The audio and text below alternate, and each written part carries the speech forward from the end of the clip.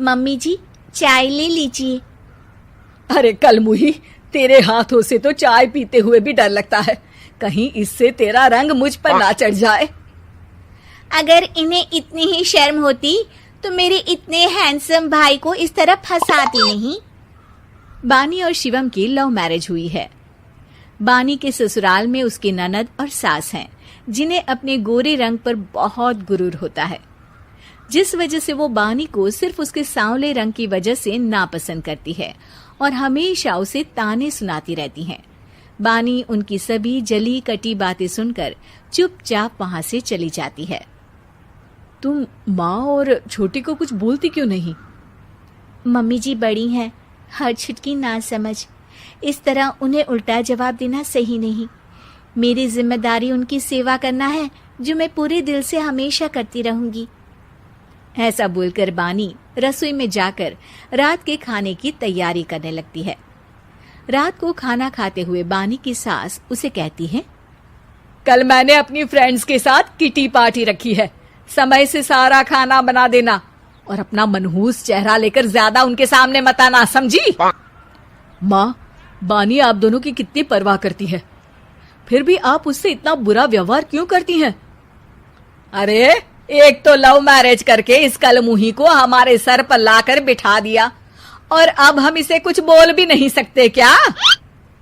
भैया तो इनकी तरफदारी करेंगे ही, आखिर इन्होंने पूरी तरह उन्हें अपने वश में जो किया है।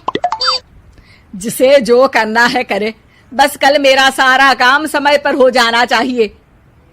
इस पर सब खाना खाकर सोने चले जाते हैं और अगले दिन बानी जल्दी उठकर सास की किटी पार्टी के लिए तैयारियां शुरू कर देती है, जिस पर पार्टी शुरू होने के बाद सास की सहेलियां कहती हैं, अरे वाह री, तेरी बहू ने तो बड़े स्वादिष्ट समोसे बनाए हैं। हाँ भाई, रंग कैसा भी हो, खाना बनाने में बिल्कुल अन्नपूर्णा है। अरे इसकी भी क्या बात करनी, मेरी बेटी से मिलो, इसकी सुंदरता के आगे तो उर्वशी रंभा भी फेल है। उर्वशी रंभा को तो फेल कर देगी, पर क्या अन्नपूर्णा बन पाएगी? अरे इसे काम करने की क्या जरूरत, उसके लिए बानी है तो, और मैं तो इसकी शादी भी किसी नौकर चाकर वाले घर में ही करूंगी। बानी वापस रसोई में चली जाती है और किटी पार्टी चलती रहती है। उसी रात को बानी की सास गुस्से में चिल्लाते हुए अपने कमरे से बाहर निकल कर आती है। हाय रे, चोरी हो गई, मेरे पैसे, पक्का पक्का इस कलमुही की वजह से हुआ है ये सब। अरे क्या हुआ माँ, कौन सा आसमान टूट गया? अरे आसमान तो उसी दिन टूट गया था जब तू इस कलमुही से शादी करके इसे घर में ले आया था। खुद तो आई ही, अपने साथ साथ मनहूसियत का काला साया भी मेरे घर ले आई। अरे हुआ क्या माँ?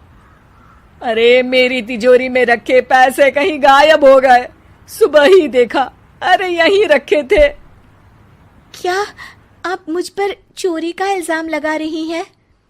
अरे काली बिल्ली पर भी क्या कोई मनहूसियत का इल्जाम लगाता है? ऐसा बोलकर बानी की सास वहां से चली जाती है, जिसके बाद शिवम और बानी बात करने लगते हैं। देखो, मम्मी की बात का बुरा मत मानना, वो बस परेशान है ना, इसलिए कुछ भी बोल गई। वो परेशान नहीं, मुझसे नफरत की वजह से ऐसा बोलकर गई हैं। उन्हें मैं हमेशा एक आंख नहीं सुहाती। देखो बानी, अगर तुम चाहो तो हम दूसरा घर लेकर वहां शिफ्ट कर सकते हैं। आखिर तुमसे प्यार करके तुम्हें अपनी जिम्मेदारी पर इस घर में लेकर आया हूं, इस तरह टॉर्चर नहीं होने दे सकता। अगर आप साथ हैं तो मुझे किसी चीज की टेंशन नहीं, और आखिर वो हमारी बुजुर्ग हैं, हम उन्हें और छुटकी को इस तरह अकेले छोड़कर कैसे जा सकते हैं? इसके बाद बानी भी अपने कमरे में चली जाती है और अब हर रोज उसकी सास की तिजोरी से पैसे गायब होने लगते हैं। इसी तरह कुछ समय बीत जाता है और वो हर बार हर चीज का इल्जाम बानी पर लगाती है, पर बानी कभी कुछ भी नहीं बोलती। कलमुही नास पीटी, बहू को घर की लक्ष्मी बोलते हैं, ये तो पनौती बनकर आई है, पनौती। एक रात बानी की सास को आधी रात में प्यास लगती है, तो वो पानी पीने रसोई की तरफ जाती है। तभी उसे अपनी बेटी के कमरे में कुछ आवाज सुनाई देती है। हाँ हाँ, मैंने मम्मी की तिजोरी से हर रोज थोड़े थोड़े पैसे निकाल कर हम दोनों के लायक खूब पैसे इकट्ठे कर लिए हैं। और मम्मी आज तक उस सब के लिए भाभी को ही जिम्मेदार समझती है। तुम बस जल्दी से आकर मुझे यहाँ से ले जाओ और हम कहीं दूर जाकर शादी कर लेंगे। मम्मी को कुछ पता नहीं चलेगा, सब मुसीबत खत्म। अपनी बेटी की ये सारी बातें सुनकर बानी की सास भौंचक्की रह जाती है और अपने कमरे में वापस चली जाती है। जब अगली सुबह बानी सास के कमरे में आती है, मम्मी जी, क्या बात है, आज आप कमरे से बाहर ही नहीं आई? आपकी तबीयत तो ठीक है ना? क्या छुटकी कमरे से बाहर आई या तुम उसके कमरे में गई? नहीं नहीं, क्यों, जाना है क्या? मैं अभी चली जाती हूँ। नहीं, कोई कहीं नहीं जाएगा। इस पर वो बानी को साथ लेकर कमरे से बाहर आती है, जहाँ शिवम भी होता है।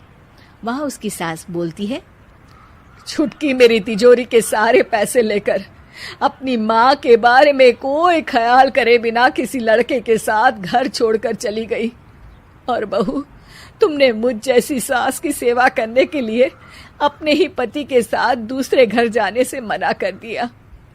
मैंने हमेशा तुम्हारा रंग देखा अच्छा ही नहीं, जो मेरी सबसे बड़ी गलती है। मुझे माफ कर दे बेटा। और इसके बाद बानी की सास कभी अपनी बहू की तारीफ करते थकी नहीं।